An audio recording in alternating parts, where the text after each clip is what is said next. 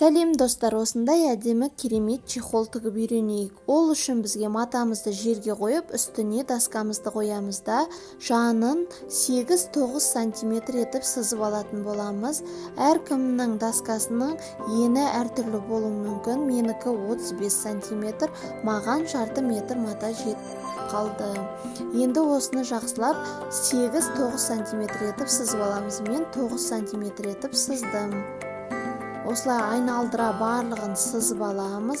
Доскамызды алып тастап, енді осыны жақсылап қиып алуымыз қажет. Қиып аламыз. Екі шетін бірдей етіп, теңестіріп қиятын боламыз, достар. Енді осы матамыздың шетін 1 сантиметрге қайырамыз да үтіктейміз. Үтіктеп ал, тіккен өте дұрыс болады, себебі үтіктемей тіксеңіздер шеті қалыңырақ болып кетеді.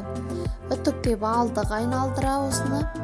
Енді осы айналдырып бір үтіктегенімізді тағы да бір айналдырып үтіктейміз. Үтіктеуге ерінбеңіздер, жұмысыңыз сонда ғана әдемі болады. Ал кеттік, енді тігейік.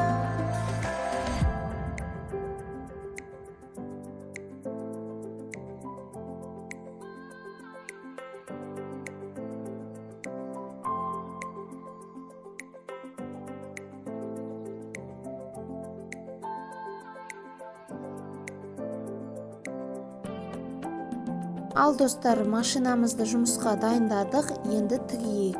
Жаңа қайырған жерімізден, кез келген жерден 1,5 немесе 2 сантиметр етіп қалдырып, қалғанын айналдыра тігіп шығамыз. Міндетті түрде басында және соңында закрепка жасаңыздар.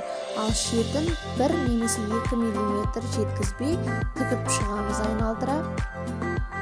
Әдемілеп, жақсылап тігіп аламыз.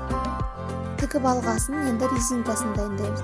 Ол үшін досканың басынан соңына дейін өлшеп, сол жерден қиып, соны түйреуішке өткізіп алып, чехолымызға кіргізетін боламыз.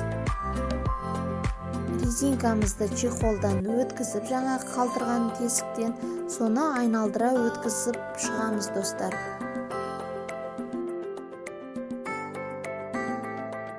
Ал достар, резинкамызды өткізіп алдық, енді бір-біріне айқастыра байлаймыз. 2-3 рет байлаңыздар, себебі шығып кетуі мүмкін. Қатты байланғанын тексеріңіздер.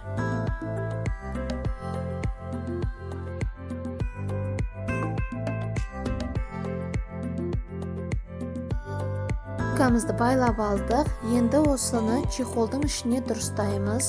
Ол үшін чехолымызды айналдыра бірнеше рет тартуымыз қажет. Ал мінекей дайын болды чехолымыз, енді оны кигізіп көрейік, достар.